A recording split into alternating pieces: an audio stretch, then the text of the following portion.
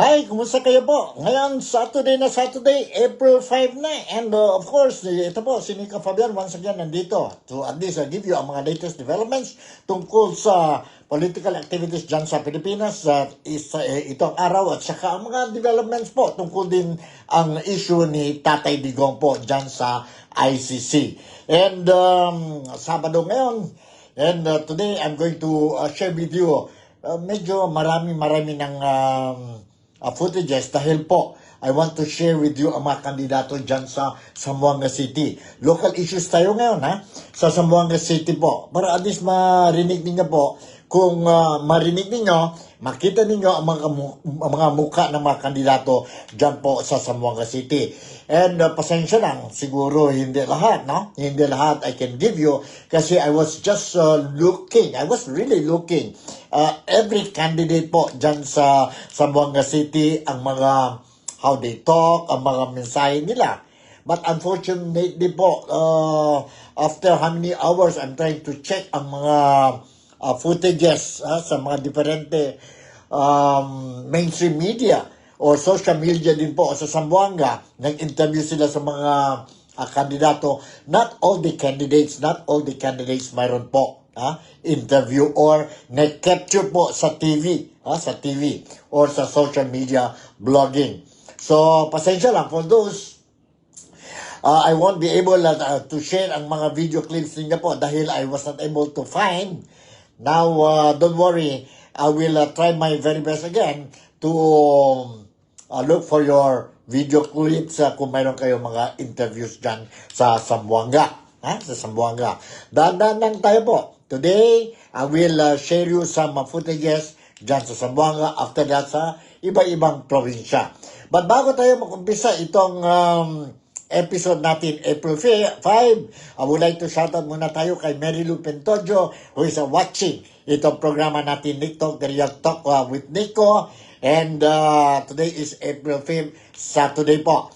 All ang mga kababayan ko po dito sa Malaysia, sa West Malaysia, Kuala Lumpur, and other states dito sa West, and also sa East Malaysia, ang Sabah at ang Sarawak states, mga Filipinos dyan po, I would like to say good afternoon, good evening, and good morning to all of you. Salamat pagi, salamat patang, salamat na malam sa inyong lahat po. Ang mga overseas Filipinos dyan sa mga iba-ibang lugar sa mundo, outside from the Philippines, welcome and magandang araw sa inyong lahat. Okay, to start with our program, I just want to remind you, ang title natin po ay, tuloy ang hearing. Tuloy ang hearing sa April 8, sabi ni Senator Amy Marcos. Itong hearing po, tungkol kay, yun na aresto kay Tatay Digong po, and then he was brought to the custody of the ICC po. So, mayroon na tayong first hearing last week, na may second hearing wherein ang mga resource persons sa gobyerno did not appear, and nag-decide din po ang committee ni Senator Amy Marcos to suspend them. But so far I was made to understand dalawa pa lang yata nag-sign si President or Senate President Chis Escudero sa supena. Dalawa pa lang tao po, no? And let's see po, kasi April 8 pa man ang next hearing. April 8 pa ang next hearing po. So, tingnan natin po.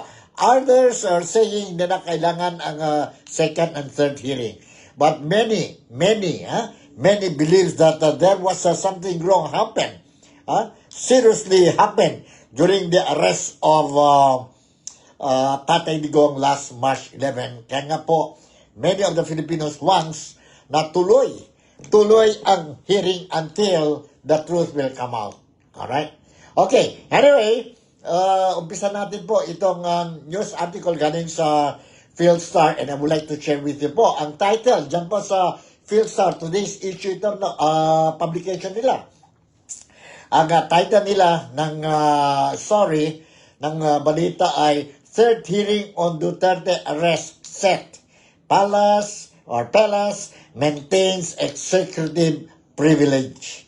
Ibig sabihin, ang Palace will stick to their earlier announcement na hindi pupunta ang mga resource person. Tingnan natin kasi may supena po, no? Kasi may supena. Alright, nandito ang balita. The Senate investigation into the arrest of former President Rodrigo Roa Duterte continues to broaden as Senator Amy Marcos sets a third hearing on April 8. Tuesday hearing is set to compel the attendance of executive officials who on April 3rd snapped the invitation of the Senate Foreign Relations Committee investigating Duterte's arrest and turned over to Hague. Absent at the hearing were Secretaries Jesus Crispin Remulla, John Vic Remulla, Philippine National Police Chief General Romel Marbil, PNP spokesperson Brigadier General Jean Fajardo, and Criminal Investigation and Detection Group Chief Nicolas Torre III, National Security Advisor Eduardo Año, Prosecutor General Richard and Anthony Fondulon, and Philippine Air Force Commanding General Arthur Cordura. Si Cordura yata, saka si Cordura at saka sino ito? Mayroon yun. Cordura, ang National Security Advisor, no. Ito si Richard Folon, I don't know. Basta dalawa na po, no? Dalawa na nag-sign na si Senator Chis Escudero po sa supena, issued by the committee of Senator Amy Marcos. Alright, tuloy tayo ang storya. Remulla and Año initially confirmed their attendance but later declined, Marcos said. This absence has compelled Marcos to call on motion by Senator Ronald De La Rosa for subpoena to compel attendance or risk contempt. Yeah, ito na. On De La Rosa's motion, Marcos agreed to summon the officials from the Executive Department to help shed light on the legality of Duterte's arrest. The order has to be approved and signed by Senate President Francis Escudero before its execution. As at a press briefing after the hearing, Escudero said he could not yet sign the requested subpoenas, adding that they have to go through the Senate's legal department to ensure that it would not result in a constitutional crisis. He added that while he agreed that Supreme Court jurisprudence recognizes executive privilege to decline congressional investigations, the sub judice rule could not be used in the same way. Malacanang yesterday said the government will insist on executive privilege amid the decision of Senator Marcos to subpoena officials after they snapped the investigation of the Senate Foreign Relations Committee investigating Duterte's arrest and turned over to The Hague. In an interview over Teleradio, Palace Press Officer Claire Castro said while the Office of the President has no power to block the subpoena to be issued by Marcos, officials of the executive branch are covered by executive privilege. It is not within our power to block the subpoena of the Senate, but we will continue to insist on the executive privilege if the question are covered by executive privilege, Castro said. During the last hearing, Senator Amy mentioned about the documents she was able to secure, including the medical records of the victims of the war on drugs and the investigation of the International Criminal Court, and according to her, the administration was aware. Aside from the subpoena, all other issues being investigated were already verified, and that's enough, she said. Castro added that there is no need for Marcos to invite the secretaries and other high-ranking officials of the executive branch. The purpose of this investigation is in aid of legislation. We believe this is not meant to pin down the government. If there are many pieces of evidence that were already gathered, that's enough, she said.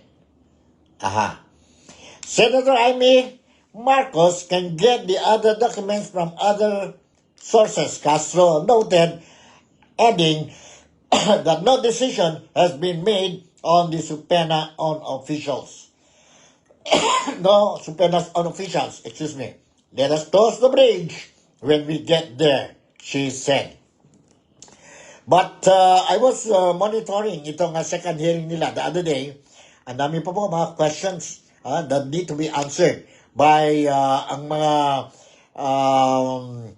people concerned, mga resource persons po. Why it was carried out in a rush? Bakit dinala sa Villamor Airways? Bakit hindi doon sa Camp Crame? Bakit po? Sino nakutos talaga itong ang assistant allegedly responding to the request of the Interpol? Sino talaga po? And from where this Philippine National Police Chief at saka si General Nicolas Torre is getting ang orders from, no? Ang dami po mga questions po that need to be, mayroon ba nag-violate ang human rights ni Tatay Digong? Mayroon ba? But on the other hand, I'm also thinking it's very impossible now for Tatay Digong to return back to the Philippines the soonest possible time po. Yan po. That's how I look at it. I hope I'm wrong because I also want Tatay Digong will be returned immediately dito po sa Pilipinas because of some technicalities po. But for me, I feel after hearing ang mga rason, mga statement made by ang counsel ni Duterte at saka ang statement ng ICC judges, officials, parang ako duda mismo po if Tatay Digong will be released the soonest possible time. But it's not impossible. But I don't think so it will be that fast. It will be that fast. Kasi ang dami pa mga proseso. If you heard the statement of former Secretary, si Harry Roque po, dyan sa The Hague or dyan po sa Netherlands, he explained po na posible, pwede, but it's a long process din po. May mga options po. But it cannot be that fast po. Alright? So, alright, yan po ang latest developments tungkol kay Tatay Digong. And of course, narinig natin tungkol sa political campaign sorties ng mga kandidato natin po dyan sa Pilipinas. Everywhere in the Philippines, be it senatorial candidates, be it local candidates, mga congressmen, mga governors, vice governors, board members of the province, mga mayors, vice mayors, both city and municipal, and mga konsehal, both cities and municipal po. Busy sila po, making the rounds and trying to lure votes or sabihin natin, convince ang mga voters to support their candidacy, no? Yon po ang natin. Na-notice natin because official candidacy or official campaign period started last March 28 and will roll on until May 10. Shoutout muna tayo kay Joseph Sosobrado, dyan po sa Pilipinas, an active member of the local media. Good afternoon, sir. Shout out, God bless. Yes, good afternoon to you, Joseph. And si Joseph po, he is one of the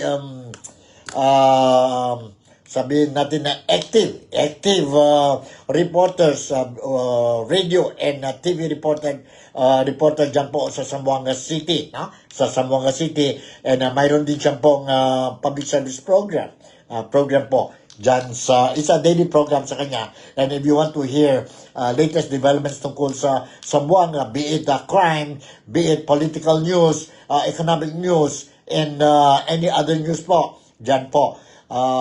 Watch out po ang Joseph Sosobrado. Both sa TV nila po, e-media, sa Facebook ni Joseph Sosobrado, and of course sa YouTube, mayroon yata siya sa YouTube din. So, salamat pagi, salamat patang, and salamat malam to you, bro Joseph Sosobrado.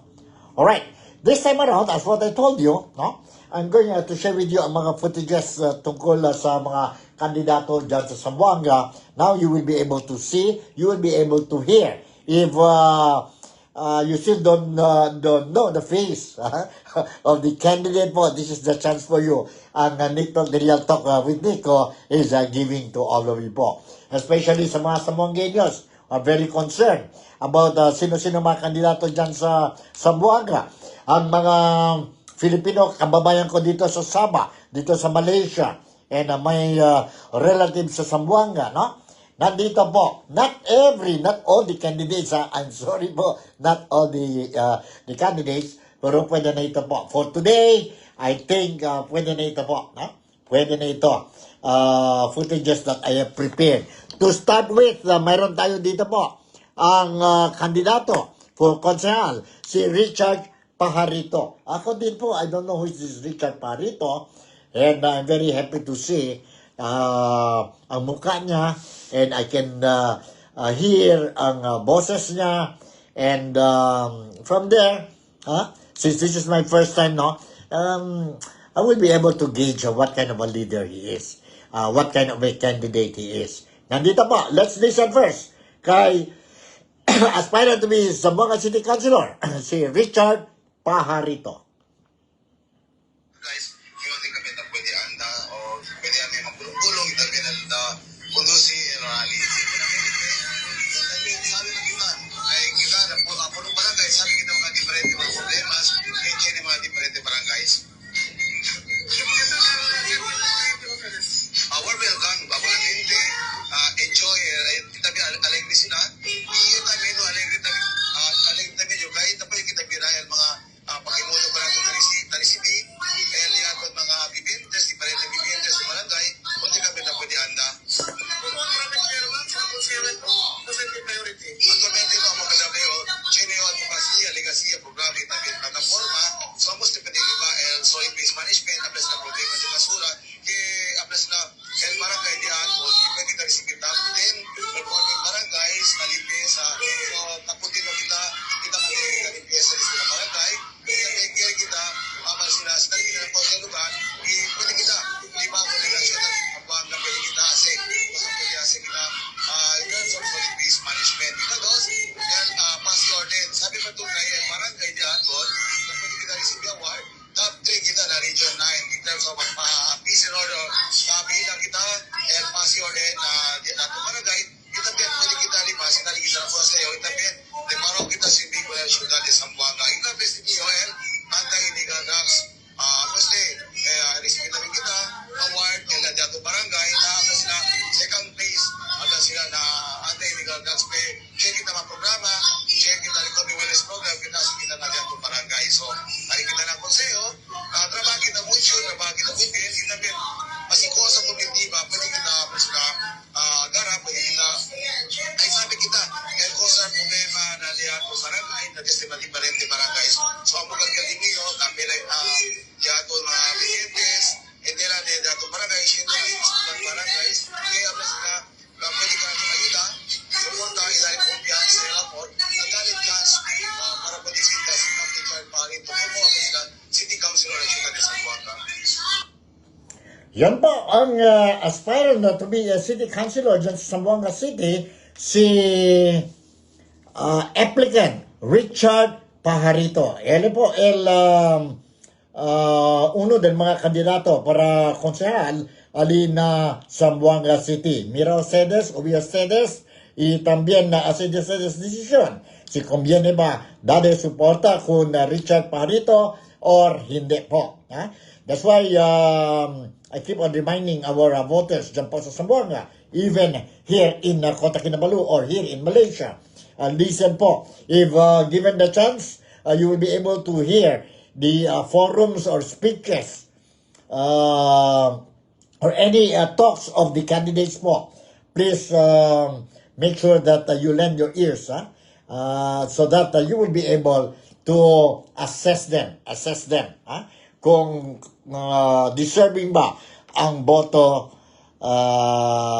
nyo, deserving ba sila ang boto ninyo. Alright, so from Richard Parito, let's go now to another candidate, a very known candidate and a good performance din po when he was a active councilor, and he became a vice mayor of Zamboanga City and pure Zamboangueño of Zamboanga City. From heart, everything. He is a pure Zamboangueño. And I'm referring to the former vice mayor of Zamboanga City, now aspiring to be a city councilor. And again serve the people of Zamboanga City. And I'm referring to no other than Cesar Iturralde. Nandito po. Pinalay kita, no? Kay digit kinadismito dos, taris hindi ka pinalitin sa Buanga.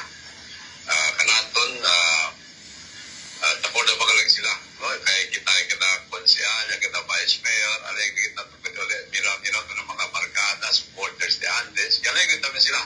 Kay kaya kita simple na pwede de sila de Zamboanga. Tapi dito support na kanila, ohala ay pwede sila support na natin.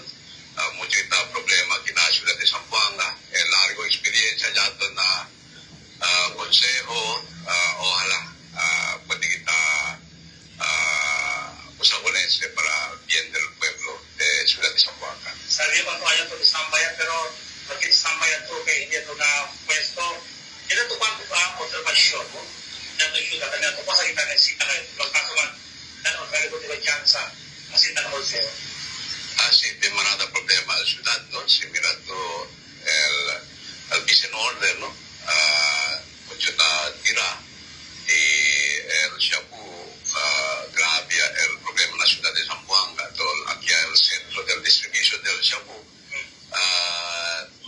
Complicado, ¿no? El problema de vice en orden, por eso seguro debe si tayo ng consejos ay creo que día con el national government para aclarar con el problema de Shabu aquí en el pueblo de Ciudad de Zamboanga que también kita el local authorities no puede hacer nada, ¿no? Kaya grabe ang cosas na sucede, mucha tan rape, mucha kung kita tira, sabi kita it's being complicated con ese Shabu kita activities in the Ciudad de Zamboanga. Yes, sir.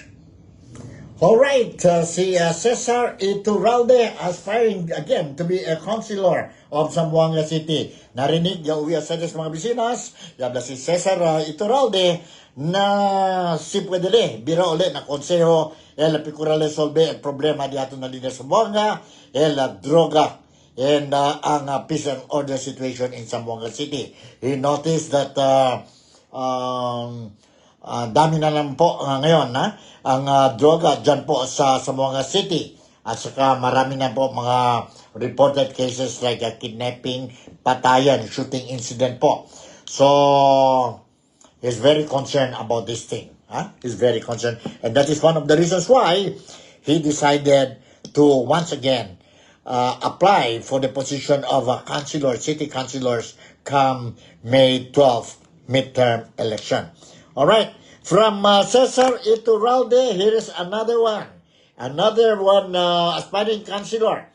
Aspiring councilor. And I'm referring to another Perez. Perez from Zamboanga City. Aspiring to be a councilor, and I'm referring to no other than Heki Perez. Let's listen to Heki Perez.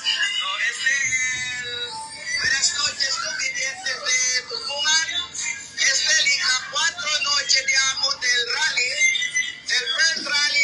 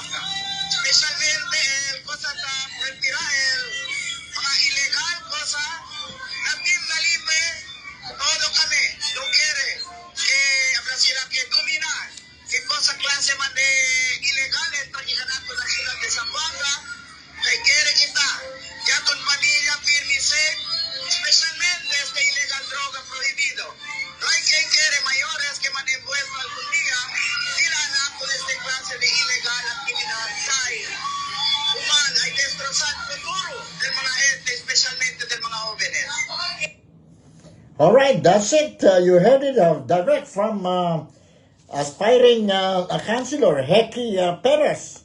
Heki Perez po, and being interviewed by a friend of mine, a friend of mine, a media man who's also very active dyan po sa Zamboanga City, and and I'm referring to April Boy Regino. Thank you very much, April Boy, parang. Muchas gracias contigo. And dito mga footages I can also share dito sa mga Pilipinos dito po sa Malaysia. Gracias April Boy, and more power to your program and to your radio station, that is RPN Zamboanga. Alright. So from Heki Perez, another one, aspirant to be a councilor. Ito po. Let's listen to sino ba ito? Juni Navarro, aspiring to be councilor, si Juni Navarro. Hold on, nandito po.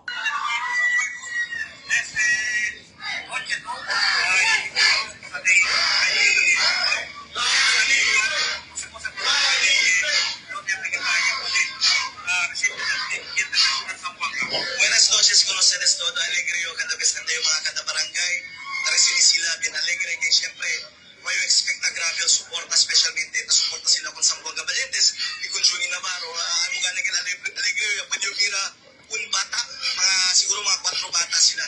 Kaya traga kumigo, sir, pwede ba kami ugan na Valientes, kung mamasya kita kumigo, dali kumigo, puwersa, para kontinua, mas ayuda, walang mga jóvenes sa kinasyudad ng Zamboanga. Sa kampanya, mga barangay, ito si Pagkain ko nila, usap-usap ko lang sa barangay para pwede dito ay sinigita kita kakuman at dito ko pwede. Sige na pala. Ngunit ang kampanya ng Nosotros, usap-usap mga pagkita ay sinagkita ni patiksin din mga proyekto para sa mga Siyempre, si Juni Navarro, Independent Sports, kaya kita ayuda ko ng grassroots, kung mga jóvenes aquí para invita kita Leos na Balbisyo, y siyempre para algún día pwede sila representa ko ng Biakon Syudad, mas mucho atleta el pwede kita ayuda akin na syudad de Zamboanga, magaling na sila, el sports mas vivo kita, y siyempre hindi lang na sports, kaya pa kita extende, ali ako na ayuda, donde gani, taka kita cerca ko ng mga bidyan sa Zamboanga, para in kaso emerhensya, siya sila donde kore, igual el opisina di Councilor Jimmy Shason, satellite office sa Suyo ay suporta kita, ilan sina klase program.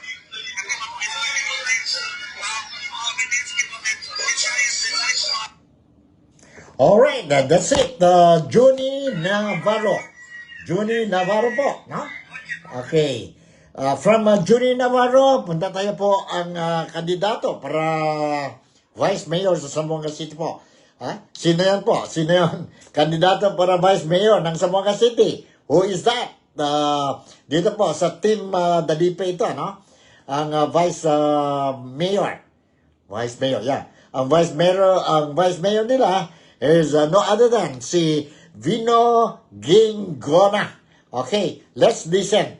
Let's listen to Konsehal ito ngayon, incumbent councilor sa Zamboanga City, and now eyeing for the post of Vice Mayor, Vino Gingona.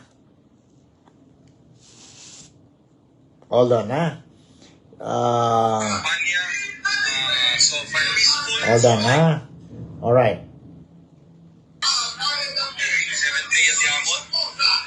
So far, so good. The kampanya, so far peaceful, so like kita, and very welcoming at mga barangays kanaton. Very welcoming to the team Dalipe, very welcoming kanaton. Also, thank you Lord. Gracias. So far, so good. Yung mga nasabi, ang mga problema na barangay, sa mga kampanya kita mira el problema on the ground, no? Alis tayo pero sa'yo ay hacer el first morida di mio, no? Talya sila di mio pipeline talamayo, no? Problema ng mga komunidad, once alya kita, kabayal eleksyon, nasa kita yung gatong trabaho. So, dapat kita mira, dali mga problema.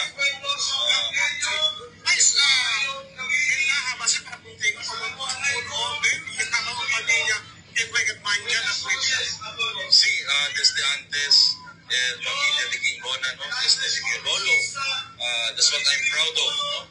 Testimony of Leo and my father, the three-term councilor. Dihagan sila buen nombre, buen legacia. So, takiyo para continua. And to be honest, I'm also pressured. No, pressured na nyo, ay takarga yung po nese reputasyon that was built decades, siguro more than 2 decades ago, taliyas eh. So, but I'm optimistic because I know that I'm sincere. No? My heart is for the people, serve the people of Zamboanga. And that's it, Vino Gingona for Vice Mayor. You just heard ba, huh?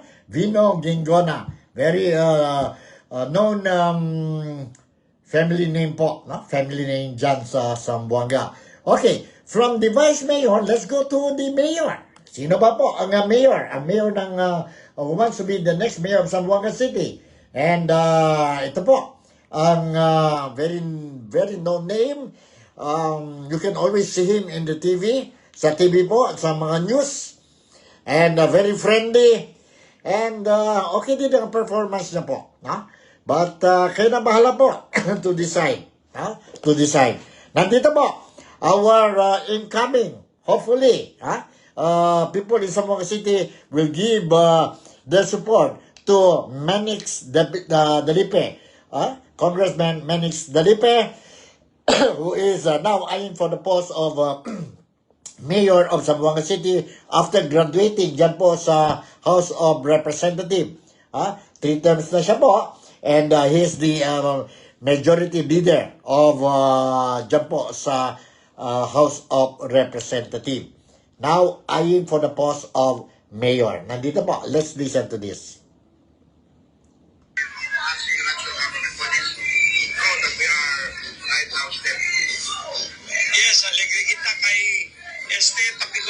Showcase el diato na mga proyekto aquí na Ciudad de Zamboanga que tatrabaho kita para bien del diato mga vivientes, el diato mga highway para ayuda solve el traffic. Plus, hindi lang solve el traffic, man expand pa con el Ciudad de Zamboanga pa fuera. Kaya amo siya ay nakanatod na development de Zamboanga pa fuera, and with that development entra el mas mucho investor, oportunidad para tiene mas mucho trabajo el diaton mga vivientes. Sir, patay kita kay Puera del Montón de mga gente, manana mga punong barangay, and kagawad sa kita. We're very much thankful to the barangay officials who came out and gave their support to us, and we're more inspired. Mas inspiro kita para asetekaba with the winning team Dalipe, and to continue akil ko sa kita mga development projects, mga ayuda ng mga ente kita sa kita, especially mucho kita programa de ayuda ken mga pamilya de Zamboanga de Esperanza. Ese tatrabaho kita firme para lipabolbe na Zamboanga para ng mga pamilya aquí na Ciudad de Zamboanga que panisisita el diato na ayuda. All right, that's Congressman Manix Dalipe, candidate to be a mayor of Zamboanga City come May 12th, midterm election po. So from the mayor, punta tayo ulit sa konsehal, si konsehal or aspiring to be a councilor of the city, si Banjong Alyangan. All right, nandito po. Let's listen to this. Let's listen to this. Banjong. Banjong ba yun? Banjong? Banjong. Alright, nandito po. Let's listen.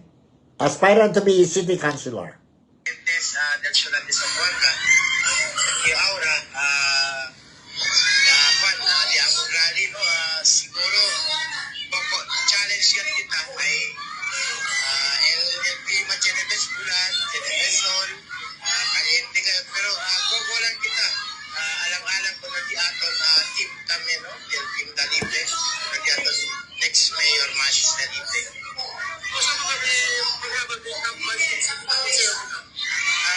el cosa lang kita no quiere, el cosa yo ya puede hacer la niño barangay, cosa yo ya por 11 años nagtrabaho mo kini tamgit nyo di ba na interosyonal hindi lang na barangay sino na 98 barangay ang nasyonal sa Zamboanga especialmente district ikirin naman kita ayudan namin po na diyan mga siyembrador ng kultura kasi mga pescador may namira na alta pa ngayon siyempre man sinupalta pa ngayon kirin ka lang din ayuda kanila ito ako sa kitang pwede as mga promotion ordinance para kanila.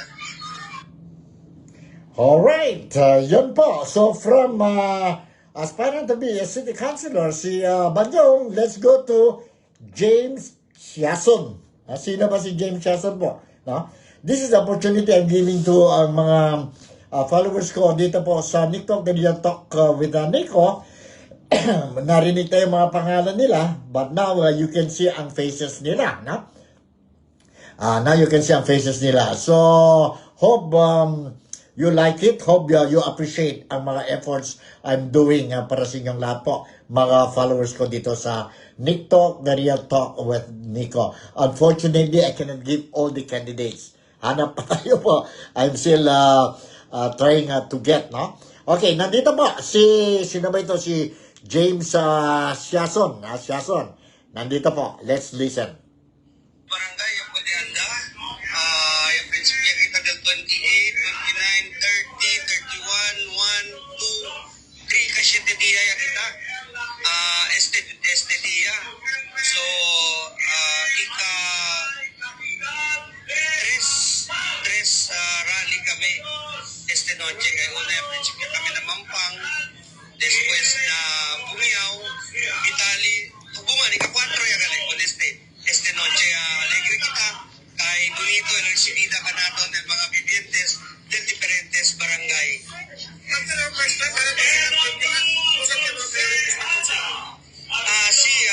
Yami naman to, nagtrabaho kita mucho. Actually, el Diamond Grupo na konseho, todo gayot kami. At pinakamucho yung basa resolutions and ordinances headed by Vice Mayor Pinpin Pareha. Yung trabaho di Councilor Siason, sa kita, kontinua. Hindi naman ka mga committee hearing, kaya kita ayuda na deliberation ng mga public hearing. Pwede kita sa mga satellite offices and amo lang kita, continue kita trabaho, continue kita kahit taliyase di aton programa yung prinsipyo mga satellite offices, i-aumenta pa kita. Sinali ka natin ng kumpiyansa para siguro yung termin. Alright, James Siason, incumbent councilor, city councilor po. Now, this time around, I will also share with you ang recording video clips ko po, no? Si ang mayor, kandidato, ang kalaban ni Menex Dalipe, si Kimer Olaso po. Kimer Olaso, I suppose you saw his face already. But anyway, I always want to share para sa those you still don't know who is Kimer Olaso, how he looks like, or kilala LDCU itsura, mga kababayan ko nandito po sa Sabah, no? Only heard the name of Kimer Olaso, but never saw his face. Nandito po. Let's watch itong recorded video clip po para sa inyo lahat. Nandito po.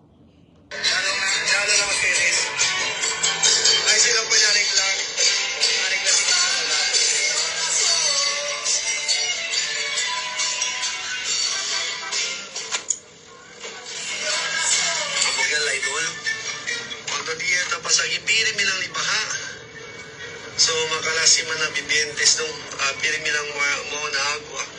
Akisten na ko ano ba sa working natetuan kasanyangan na city high school main na kolisyon. So este problema pirmi lang baha. So amo ba talang makita talibad development. Era kung isi una regla, manada man pondo na national kung isi era DBS. Dalo lang, kaya mayor si Kimen, este kita kura problema. At isi tanbahan na pueblo, na syudad del pueblo, no na sentro del pueblo, pirmi tanbaha. Amo si dede kita regla. Dahil sila yung kontra problema dahil kita ko sa DB arigla yan, kita yung mayor arigla kita ko nese. Usir kita ko nese problema. Porque pirmitan ba, igwa ko nese pirmitan ba, usir kita solusyon. So, DB kung may sa mga kanal, mabuling, dahil ba sa limpia, kayo nese pedasina, pirimi lang kita ba. So, hindi lang yung kalye baha, binibigyan pa forever baha. So, alipa na lustre. So, konsel pa kami, no? Basta kita, District 2 naman sa hindi, basta District 1. Pero dyan na lang, once kita si Kim Rolaso Mayor sa 2025, si lustre, pati sa kinatituan na regla kita kung neste baha. Sini pa, alyan na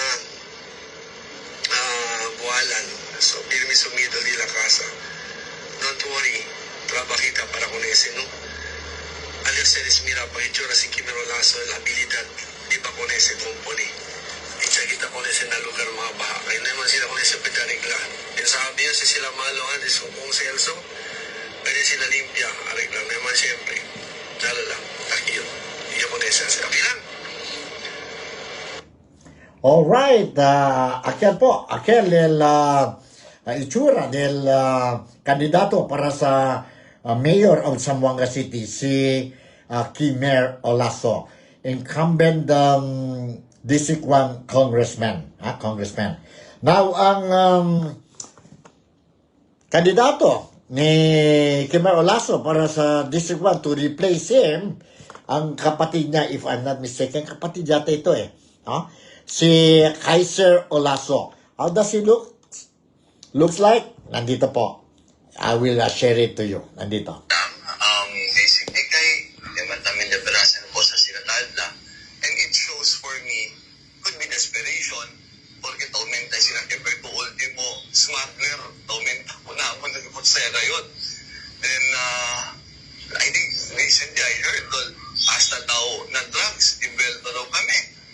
Natudo lang kayo, timbelto kami. Full pa yatono di amon. O sera tamin kel, well, si Kerikat Pandikid ang presidente, I think, dahil niya pera tayo, di ati kung si hermano. Para motibo sir, kinaya pa, ako sa mga LTV,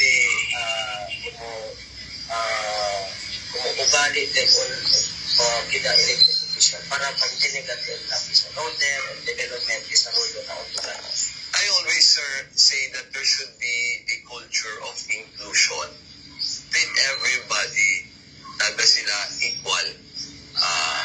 Just because a person has supported somebody else, hindi ato dali kang ina sa servisyo de gobyerno, hindi man tamin si Amo.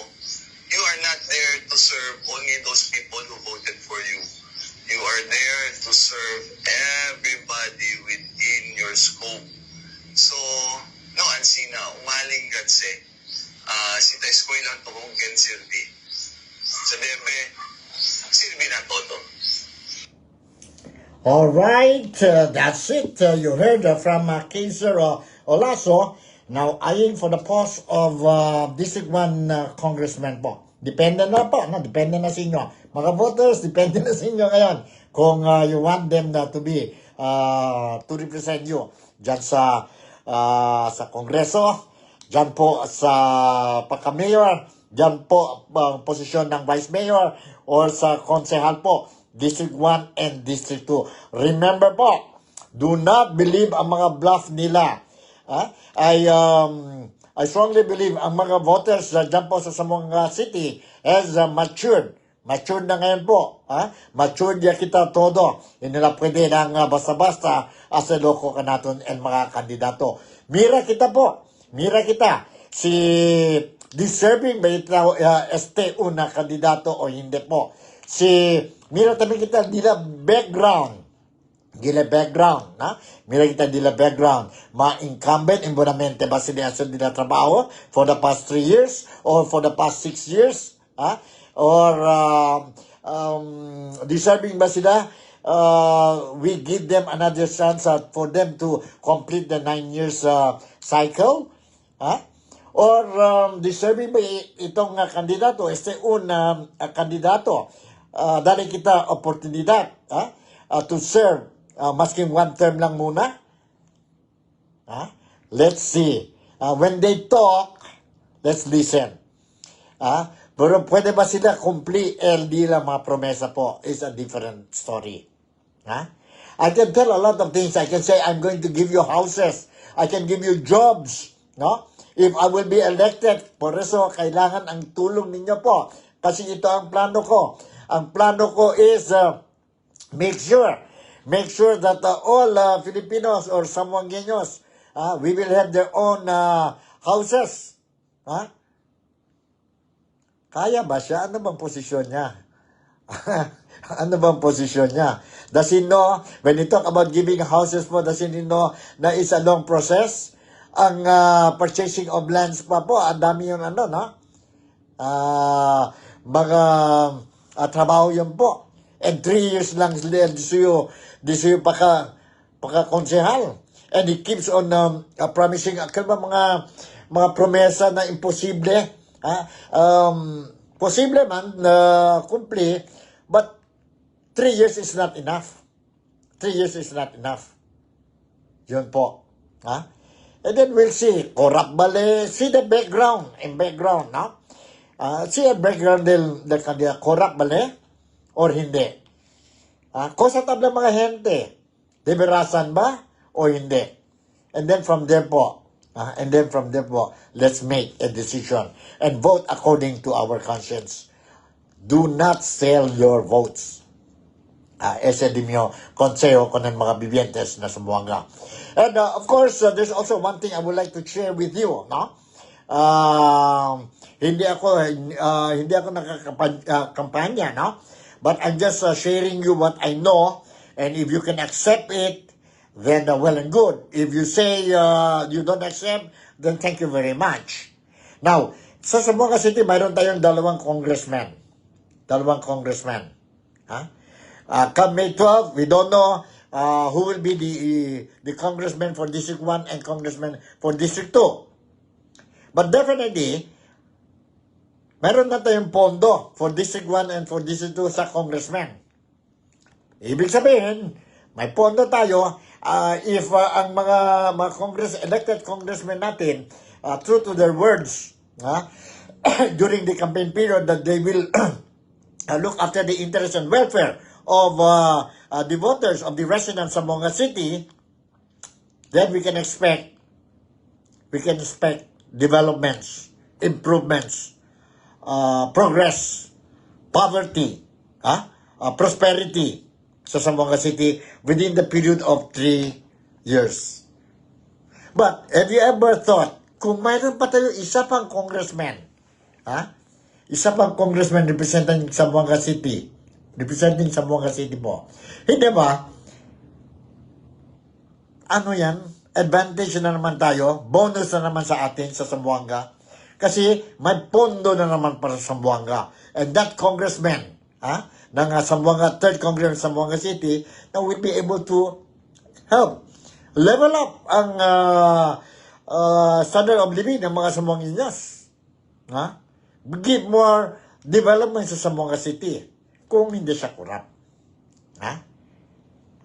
Ilang lugar dyan sa Pilipinas po, mayroon na silang mga congressmen na represented by, or they are representing a party list. Ngayon po, for the first time itong 2025, mayroon tayo from Zamboanga, sa atin ito, Diato Neste, ang party list po, SSS-GSIS Pensionado Party List. Headed by, sino po? Ken. Un Zamboangueño, un respetado Zamboangueño, alin na Zamboanga.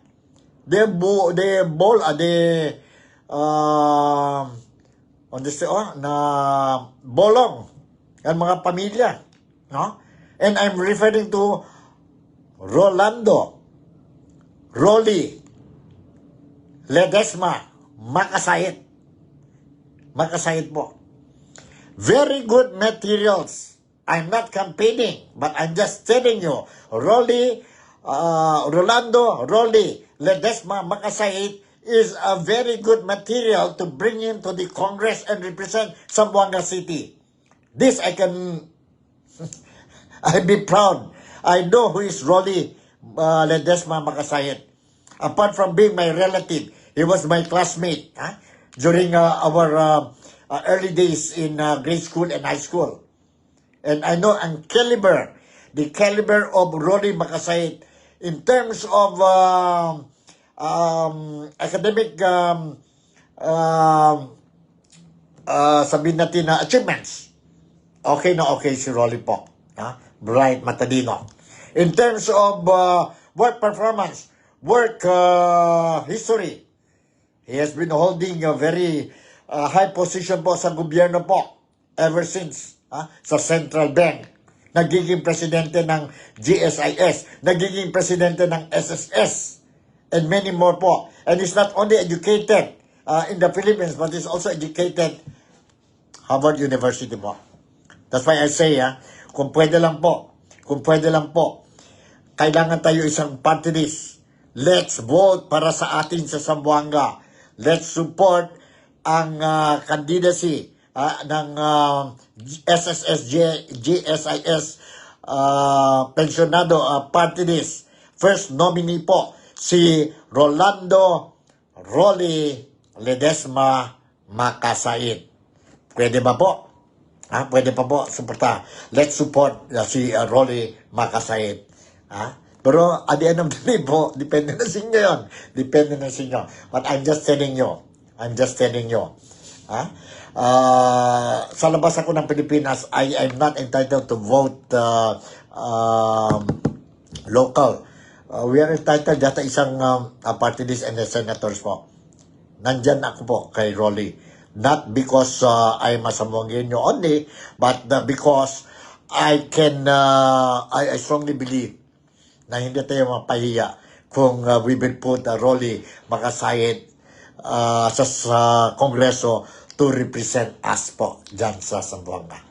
So with this, siguro hanggang dito na lang po ang programa natin na ito. Shoutout muna tayo kay Danny Vasconcillo. That is number 45 at the balot. Sabi pa ni Danny, no? Yes, Danny, shout out, good morning, good afternoon, and good evening. Salamat pagi, salamat patang, salamat malam to Danny Vasconcillo. Sabi niya po, ang number ng balota ni Rolando Makasayit is number 45. Huwag na natin kalimutan ang 45, no? Si Rolly Makasayit yon. Thank you very much. Supportahin natin yan po. Alright. So, I hope, maski paano, I managed to give you some informations which you all deserve. And for the past few minutes po, no? Several minutes, I hope that I managed also to entertain you, entertain sa inyo po in this Saturday afternoon po. And yes, I will continue to monitor ang situation dyan sa Pilipinas po and the situation ang case ni Tatay Digong, and I'll make sure that you will be properly informed. To candidates whom I didn't manage to show ang mga recorded video clips, don't worry, ang mga supporters nila, don't worry, because I will continue to check ang mga video clips ng mga kandidato po, and I will make sure that I will air it po sa dito sa programa Nick Talk, the Real Talk with Nico. In the meantime, Nico once again would like to say thank you very much for making me a part of your day today. Malaysia, Sabah, the Philippines. God bless us all. Enjoy your weekend and see you tomorrow. I love you and God bless us all. Bye.